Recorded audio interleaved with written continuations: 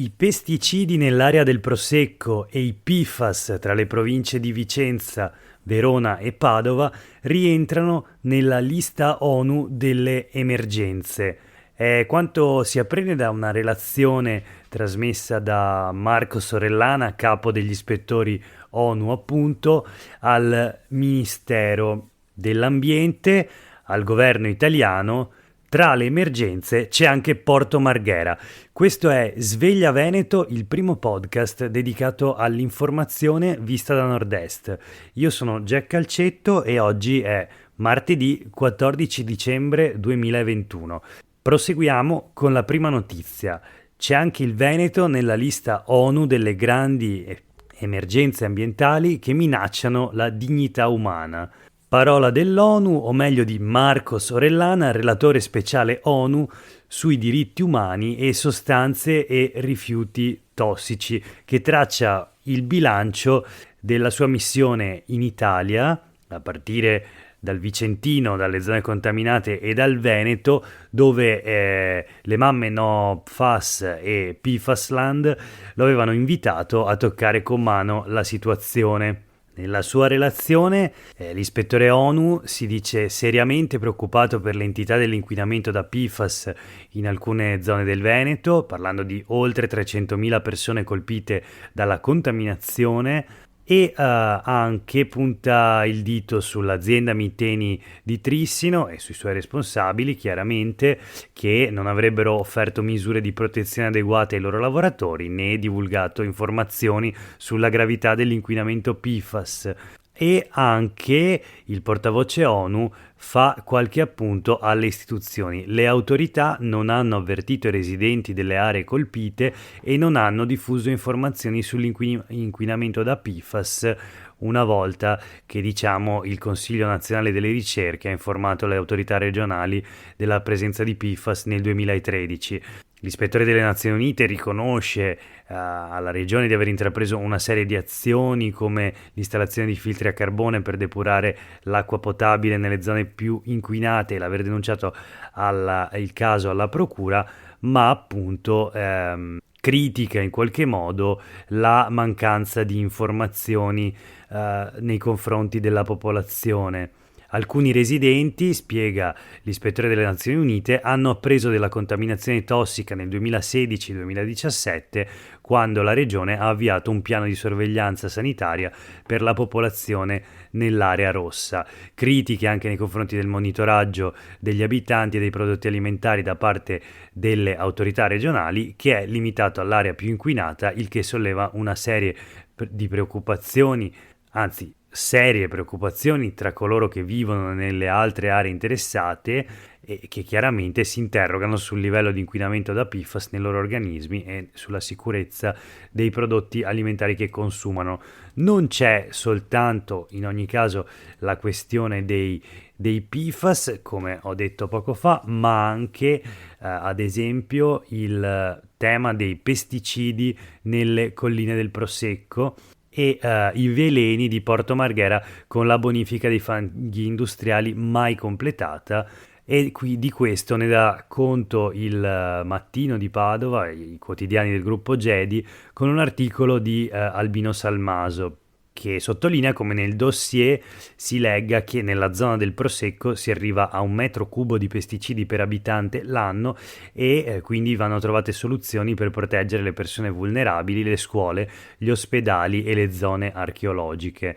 Queste alcune tra le conclusioni dell'ONU nella relazione relativa alla visita in Italia, perché infatti gli ispettori non sono stati soltanto in Veneto, ma anche nella Terra dei Fuochi in Campania e all'Ilva di Taranto, l'emergenza rifiuti a Roma e il caso Solvaia a Livorno, ma appunto c'è una parte dedicata al Veneto, dove oltre a PFAS e pesticidi nella zona del Prosecco si parla anche del caso di Porto Marghera, che secondo gli ispettori ONU induce preoccupazione dopo decenni di incuria, e qui c'è un appello alla Giunta regionale del Veneto affinché monitori lo stato di salute degli abitanti in relazione all'eccesso di mortalità, ai tumori e alle malattie cardiocircolatorie. Il piano di bonifica va attuato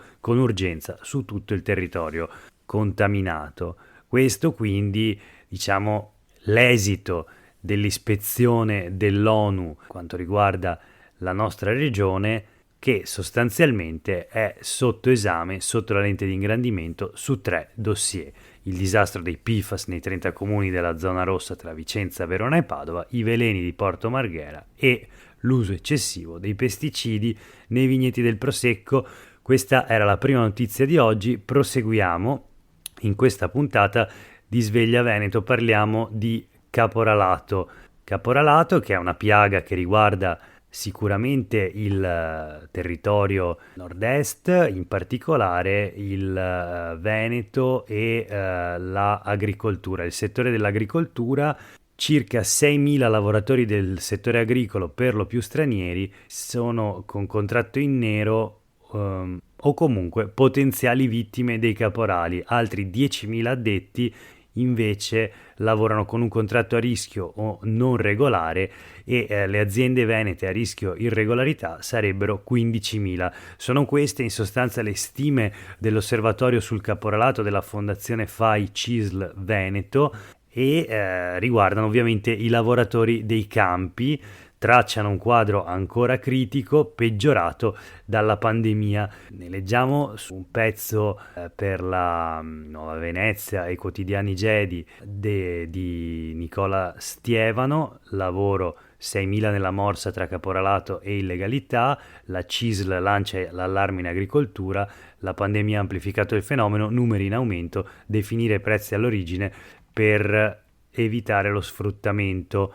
Ma anche il Corriere del Veneto si occupa della questione. Agricoltura 6.000 a rischio caporalato e la CISL dice denunciate, SOS braccianti. Questo è il titolo dell'articolo sul Corriere del Veneto, che sottolinea due aspetti. Ovviamente che è difficile raccogliere dati precisi. Lo dice questo il ricercatore della Fondazione FAI CISL Studi e Ricerche. I numeri sono quelli che abbiamo detto, quindi 6.000 lavoratori a rischio caporalato, altri 10.000 a rischio, diciamo, irregolarità. E questo è già una particolarità del nostro territorio, un'anomalia tutta veneta. Leggiamo sul Corriere del Veneto, appunto, perché questi numeri valgono su un totale di circa 73.000 lavoratori, di cui solo 27.000 risultano dipendenti.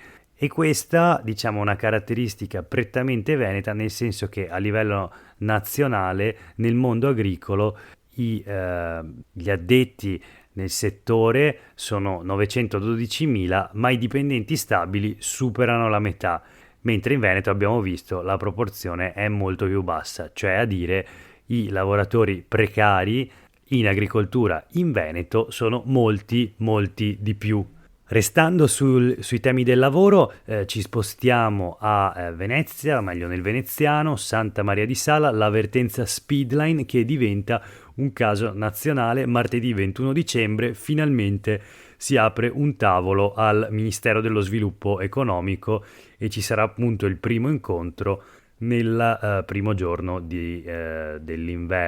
Una mobilitazione trasversale che va dal sindaco, la Confindustria e i sindacati che ieri si sono riuniti a Venezia, sostanzialmente quella che sembra diventare o comunque avere tutte le carte in regola per poter diventare una, diciamo, vertenza di tipo territoriale, quella per difendere gli oltre 700 posti di lavoro che tra dipendenti diretti e indotto ruotano attorno alla Speedline di Santa Maria di Sala. Ricordo brevemente il caso riguarda una delocalizzazione prevista dal Ronald Group, la casa madre, che vorrebbe chiudere questo impianto a Santa Maria di Sala per spostare la produzione in Polonia e in Germania, e sarebbero 605 i dipendenti diretti dello stabilimento che rischiano di restare a casa, chiaramente,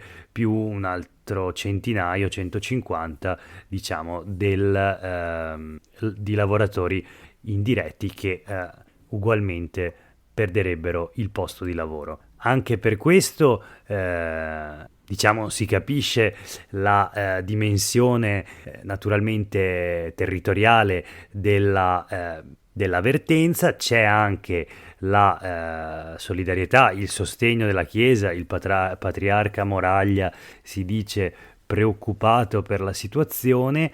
I sindacati diciamo sottolineano l'importanza di questa attenzione da parte di vari soggetti, quindi dalla politica appunto alla Chiesa cattolica, ma anche alla Confindustria, e appunto i sindacati CGIL, CISL e UIL dicono: abbiamo ottenuto un impegno trasversale che va oltre il colore dei partiti e che per la prima volta ci vede tutti insieme per salvare i posti di lavoro. Ci auguriamo che al Ministero sia presente Ronal, cioè società, la casa madre, e si possa iniziare un confronto che guardi a un futuro di rilancio. Obiettivo dei sindacati ovviamente è quello di garantire tutti i posti di lavoro, e per situazioni come questa, e non solo, lo sciopero generale di giovedì chiamato dai sindacati CGIL e UIL, sciopero generale nazionale chiaramente, saranno almeno 5.000 i lavoratori e le lavoratrici che giovedì parteciperanno a Milano dal Veneto, diciamo, a Milano, dove si svolgerà la manifestazione del Nord Italia, appunto in occasione dello sciopero generale.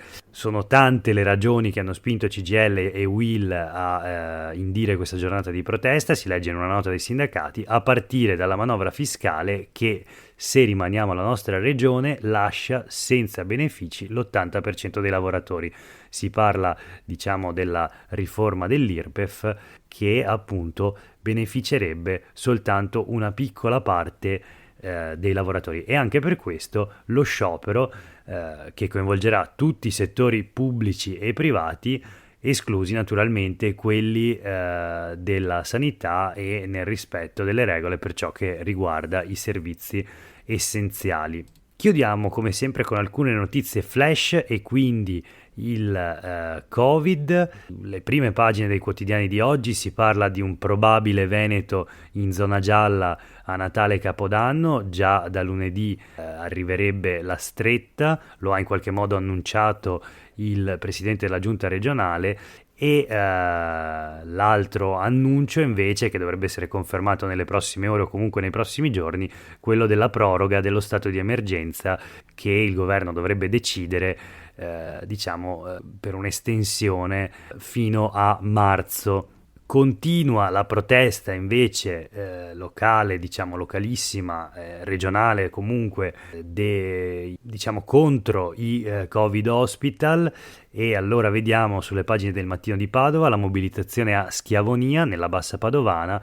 Covid hospital, ora protestano i sanitari, sabato sit-in di medici, infermieri e OSS. Dopo la manifestazione dei 44 sindaci della Bassa, nel fine settimana tocca appunto al personale che lavora al Madre Teresa, l'ospedale di Schiavonia, l'unico ospedale rimasto nella Bassa Padovana, e quindi l'unico ospedale di riferimento per 180.000 persone che da quando nel momento della riconversione a Covid hospital perdono un punto di riferimento fondamentale.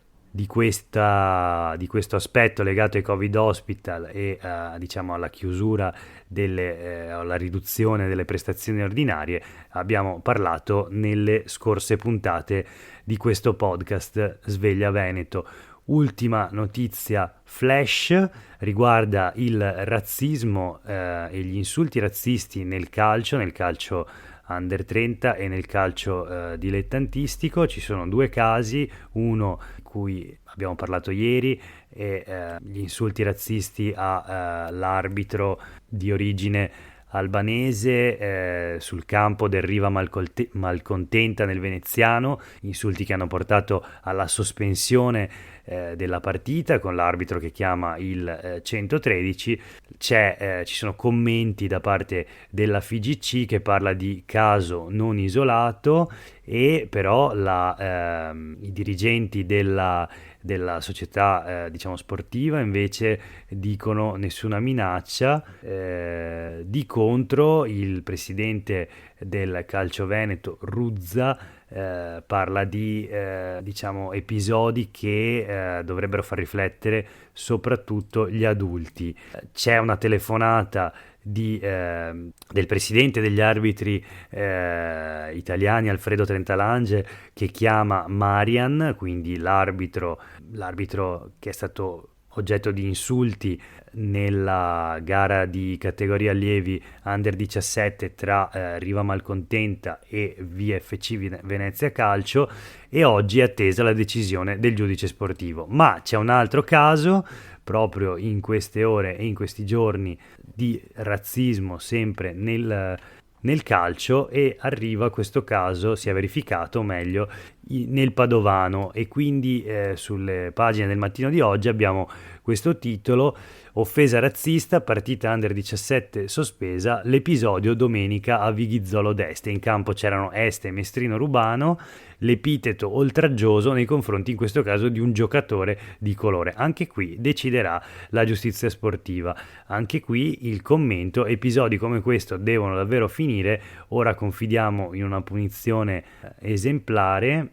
E questo è il commento della società di Este. Dura anche la posizione del Mestrino Rubano, chiaramente, che condanna questo tipo di episodi. Ecco, per oggi è veramente tutto. Grazie per aver ascoltato fin qui Sveglia Veneto, il primo podcast dedicato all'informazione vista da Nord-Est. Io sono Jack Calcetto, oggi è martedì 14 dicembre 2021. Buona giornata.